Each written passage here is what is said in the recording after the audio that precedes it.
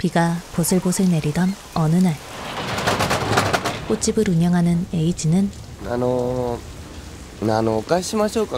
가게 앞에서 비를 피하고 있는 한 여성을 만나고 여성이 시각장애인인 것에 놀라는 한편 그에게 한눈에 반합니다. 浮気しちゃダメだからね。冗談。それどころじゃないもんね。君なら大丈夫。きっとかな。私の男を見る目は正しいのだ。私の夢はね、お花。部屋にお花を飾ること。 에이지는 9년 전 사랑하는 이를 눈앞에서 잃었습니다. 여성 루리는 딸 시즈쿠를 낳다 목숨을 잃었고 그렇게 에이지는 할 수 있는 모든 일을 닥치는 대로 하며 홀로 시즈쿠를 키우기 시작. 알뜰살뜰 아끼고 모은 덕분에 몇 년 뒤 전철 앞 작은 건물에 꽃집을 차리게 됐죠. 2年3組塩見雫。私の尊敬する人はパペットマペットと父ちゃんです。パペットマペットは決して顔を見せません。みんなは目立ちたくて頑張るのにそうしないってすごいことだと思います。父ちゃんもそうです。町内会で決められたゴミ当番はいつの間にかずっと父ちゃんの係になっています。私は見ていて父ちゃんは損ばかりしていると思います。だけど父ちゃんは俺はいいよと言います。私はもしかしたら父ちゃんはすごい人なのかなと思いました。みんな損したくないのに目立ちたいのに俺はいいよという父ちゃんは偉いのかなと思うようになりました。 시즈쿠는 무럭무럭 자라 9살이 되었고 에이지는 이제 과거는 묻어두고 살아가는 듯합니다. 하지만 恋愛してないの? 奥さんが亡くなられてから考えたことも奥さんをまだ愛してるから 여전히 아픔에서 벗어나지 못했고 그 때문인지 꽃가게에는 루리가 좋아했던 기념일에는 꼭 사달라고 했던 장미꽃만은 팔지 않죠. あなたがどんな想像してるか知らないけど全然モテないです。ブーなの？ブーなの。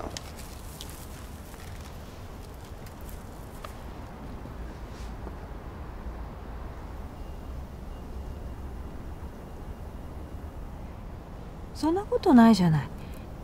彫りの深い綺麗な顔だと思う。あなたは寂しそうな目をしてるのね、きっと。 눈이 보이지 않는 미호는 그날 이후 에이지의 꽃집에 종종 들릅니다. 에이지 또한 미호에게 도움이 되고 싶다는 마음으로 미호와의 인연을 이어가는데요. 그런데 奥さん羨ましいな。 이게 어떻게 된 걸까요? 미호의 직업은 다름 아닌 종합병원 간호사입니다.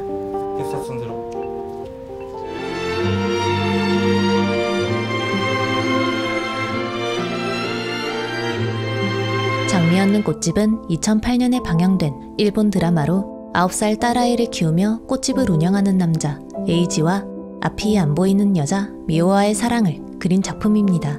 참고로 에이지를 연기한 배우는 카토리 신고로 일본 국민 아이돌 스마베 멤버 중 한 명이에요. 이 작품을 계기로 저는 스마 멤버들 중 신고를 가장 좋아하게 됐네요. 참고로 카토리 신고는 2021년 19살 때부터 25년간 사귄 여인과 결혼했다고 합니다. 심지어 두 사람이 지금 키우고 있는 아이가 있는데 카토리 신고가 직접 고백하길 친아들이 아니라고 하네요.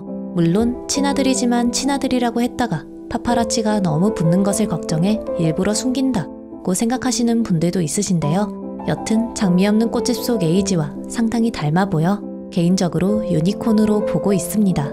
제가 처음 이 작품을 본 건 20대 초반이었어요. 그래서일까요? 이 작품을 처음 볼 땐 아, 이런 남자 어디 없나? 진지하게 기대했습니다. 사람은 끼리끼리라고 하니 나부터 이런 사람이 되자고 마음먹었는데요. 쉽지 않은 길이라는 것을 뼈저리게 지금도 느끼고 있습니다. 다만 이 작품을 올해로 3번째 보고 있는데요. 나이가 들어서 그런 걸까요? 20대 초반 때와는 다른 점들이 여러 보이더라고요. 그땐 에이지의 상냥한 인품이 가장 눈에 들어왔는데 지금은 그런 로맨스 요소는 물론이거니와 인간관계의 비밀, 작품이 만들어진 배경 등등이 눈에 더 들어왔어요. 그래서 오늘은 이 작품을 통해 그 3가지를 말씀드리고자 합니다. 첫 번째로 로맨스적 요소예요. 미혼의 여성분이시라면 누구든 상대에게 자신이 가장 추구하는 조건 하나쯤은 있을 거라고 생각해요. 진화심리학자 데이비드 버스는 저서 욕망의 진화를 통해 여자들은 대체로 힘센 남자, 돈 많은 남자, 그리고 헌신적인 남자를 좋아한다고 주장하는데요. 그는 여러 문화권에서 설문조사를 진행한 결과 여자들이 그 중에서도 특히 중요하다고 여기는 요소가 다름 아닌 헌신임을 알아냈다고 합니다. 이유는 예상보다 단순했어요. 예를 들어 남자가 힘도 세고 돈도 많을지라도 배우자에게 헌신하지 않을 경우 양육이나 일상생활에 필요한 에너지가 다른 곳으로 흘러갈 수 있고 그것이 결국 생존 및 번식에 방해가 되기 때문이라고 합니다. 작품 속 미호는 처음에는 에이지에게 의도적으로 접근합니다. 앞선 소개 영상으로 보셨다시피 미호는 실은 시각장애인이 아니에요. 눈이 아주 잘 보이는 신체 건강한 여성이죠. 그럼에도 불구 에이지 앞에서는 눈이 안 보이는 척 연기하는데요. 이유는 병원장과의 뒷거래 때문입니다. 미호의 아버지는 어려운 수술을 앞두고 있습니다. 그리고 그 사실을 알게 된 원장은 미호에게 수술을 완벽하게 해낼 테니 또 그 비싼 수술을 무료로 해줄 테니 자신의 딸을 죽인 이에게 자신 대신 복수해달라고 간청하죠. 그의 미호는 수술은 어떻게든 해야 하는 데다 그가 정말로 못돼먹은 사람이라면 원장과 손을 잡는 것도 나쁘지 않겠다 판단. 그렇게 에이지의 눈앞에 시각장애인인 척 등장한 것이죠. 하지만 私せっかくだから何か買います。気にしないでください。同情されるのだけは嫌なの。別にあなたじゃなくても表に濡れた人が立ってたら同じことしてました。 에이지를 직접 만나며 그가 원장이 말하는 만큼 못된 사람이 아니라는 진실에 직면해요. 그가 루리를 잊지 못하고 지내는 것은 물론 시즈쿠를 혼자서도 정성스럽게 키워낸 점, 게다가 주변 모두에게 진심으로 친절을 베푸는 면면에 あなたが濡れるから。私じゃなくてもする？それは分かりません。 계획과는 달리 저도 모르게 에이지에게 마음을 열게 되고 그렇게 今日は液晶テレビですね。いいなあ、欲しい。ん？ねえ、やっぱりいいわよ。白玉でティッシュよ、どうせ。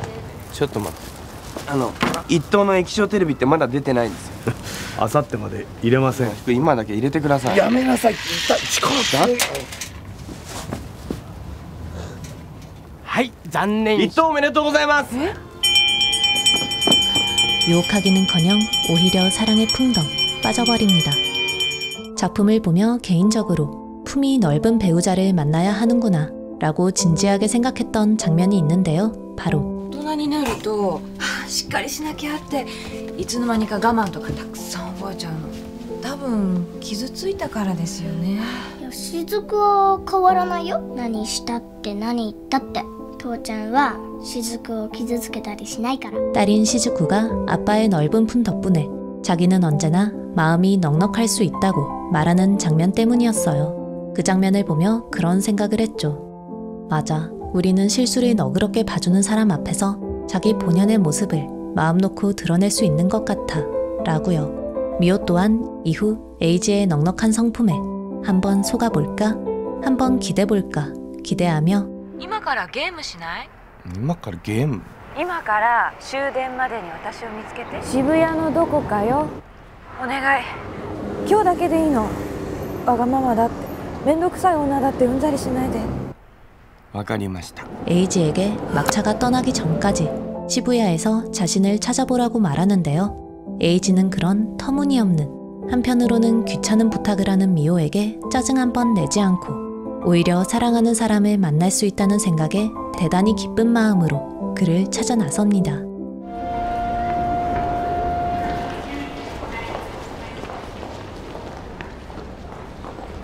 ここにいたんですね。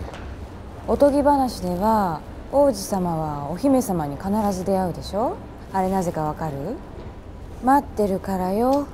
必ず出会える場所で。じゃあ反則なんですね。そうよ。女はずる賢いの。ちょっと手を前に出してください。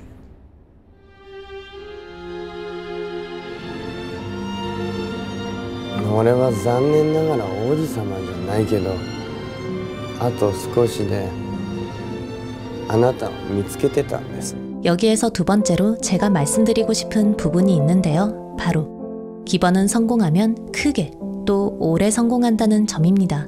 저는 처음 작품을 봤을 땐 에이지가 자기 여자에게 친절한 남자, 타인을 배려할 줄 아는 속이 깊은 사람 정도로만 생각했어요. 하지만 그때는 기브앤테이크 책을 읽지 않았고 지금은 읽었기 때문일까요? 이제는 에이지가 전형적인 성공한 기버로 보이더라고요. 앞서 드라마 화려한 일족 리뷰를 통해 실패한 기버에 대해 소개해드렸는데요. 책 기브앤테이크 저자는 우리는 흔히 베풀면 빼앗긴다는 생각에 빠지기 쉽다고 이야기하지만 이어 기버가 망하고 테이커는 흥한다는 건 옛날에나 가능한 일이었고 인터넷이 발달한 요즘 같은 시대엔 기버가 성공하기 훨씬 쉽다고 강하게 설파합니다. 다만 기버가 성공하려면 중요한 두 개의 조건을 통과해야 한다고 하죠. 다름 아닌 테이커를 알아보는 눈, 그리고 그들로부터 피하겠다는 의지입니다. 화려한 일족의 주인공 태페이는 자신의 아버지가 테이커인 점을 일찍이 눈치챕니다. 하지만 그에게 사랑받고 싶은 욕구 때문에 그의 소나기에서 벗어나지 못하고 결국 파멸적인 결과를 맞죠. 반면 장미 없는 꽃집의 에이지는 테이커인 부모로부터 일찌감치 멀어집니다. 그들을 그리워하지도 않고 더 나아가 자신의 어린 시절과 비슷한 경험을 하고 있는 아이를 구하기까지 해요. 기브앤테이크에 의하면 대다수의 사람들은 기버도 테이커도 아닌 매처라고 합니다. 받은 만큼 돌려주는 사람이라는 건데요. 때문에 매처들은 테이커로부터 무언가를 빼앗기면 복수하고 싶어 안달나는 반면 기버로부터 무언가를 받으면 돌려주고 싶어 밤을 지샌다고 하죠. 그래서일까요? 에이지는 이후 수많은 매처들로부터 자신이 베푼 것보다 더 많은 것을 돌려받습니다. 저는 두 작품의 비슷한 캐릭터, 하지만 극명하게 다른 결말을 바라보며 어쩌면 평범한 우리가 행복할 수 있는 길은 에이지가 걸은 길이 아닐까 생각하기도 했습니다. 테이커를 걸러낸다는 전제 아래 우리는 가능한 많은 사랑과 사랑을 주고받을 때 행복해질 수 있는 것 같습니다. 경쟁에서 이기면 기뻐요. 나쁜 놈한테 복수를 가하면 짜릿하죠. 하지만 행복은 그와는 성질이 전혀 다른 것 같습니다. 진한 향기를 뿜는 깊고도 깊은 행복은 재지 않고 더 많이 사랑한 사람, 따지지 않고 더 많이 베푼 사람만이 느낄 수 있는 특별하고도 고귀한 감정일지도 모르겠다고 감히 짐작해봤습니다.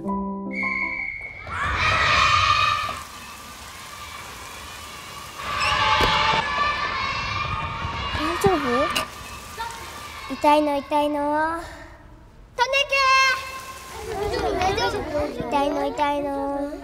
トネケ。みんな列戻って。プール付きのマンション、リムジンで送り迎え、いいような特会引っかえさ。それでお前が年取って一人に耐えられなくなったら戻ってきな。俊。ん？なんだよ。ハリー・ポッターの新作。いらねえよ。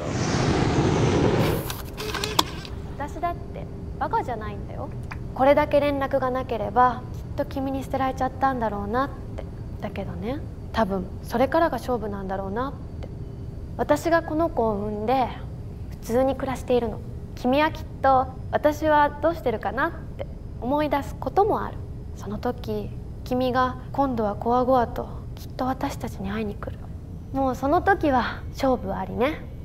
バカじゃないって言ったけど、やっぱりバカな私。私の勝ちよ。私とこの子の勝ち。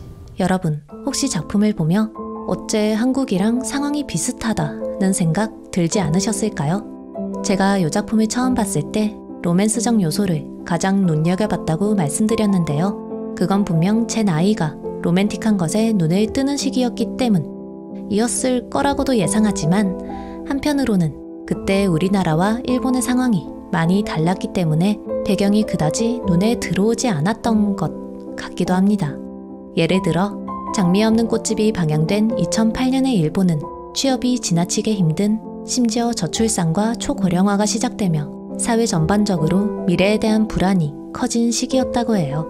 그렇게 막막한 미래, 끝없는 경쟁에 지친 젊은이들은 커뮤니티로 흘러들어갔고 이 무렵부터 혐오 발언이 급격히 퍼졌다고 하네요. 여기에서 세 번째로 제가 말씀드리고 싶은 부분은 다름 아닌 작품 속 장미의 의미입니다.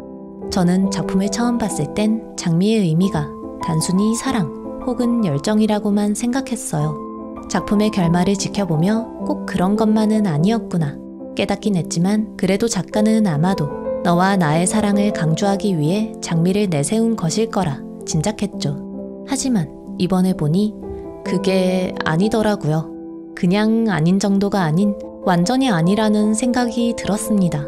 그러니까 작품 속 장미는 어쩌면 우리 개개인을 의미한 건지도 모르겠다는 생각이 든 거예요. 즉, 우리 모두는 실은 장미처럼 아름다운 존재임에도 불구 누군가에게 상처 입기 싫어 가시를 잔뜩 또 가능한 뾰족하게 세우고 있는 건 아닐까 짐작한 것입니다.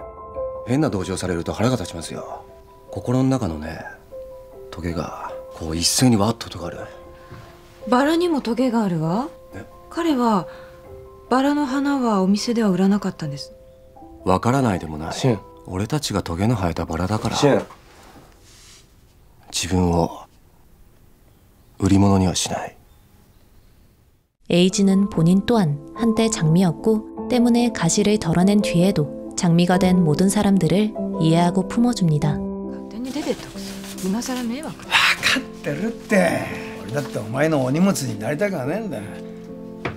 ああ、母さん再婚したんだってな。お父さんとは正反対。そっか。嫌い。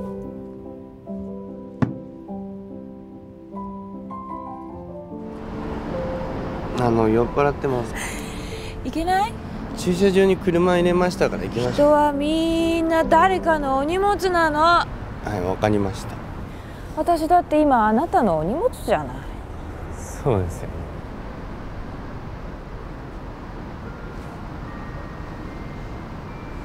別に寒くないもん。放送してるんです。お荷物だけど普通の荷物とは違う。あなたは特別大切にしなきゃいけない。とっても壊れやすいから。 작품은 말하는 듯해요. 세상에는 나쁜 사람들도 정말 많고 상처받을 일들도 끊임없이 일어나지만 それでも人生は素晴らしい。 영상 봐주셔서 감사합니다. 지금까지 슈트팡이었습니다.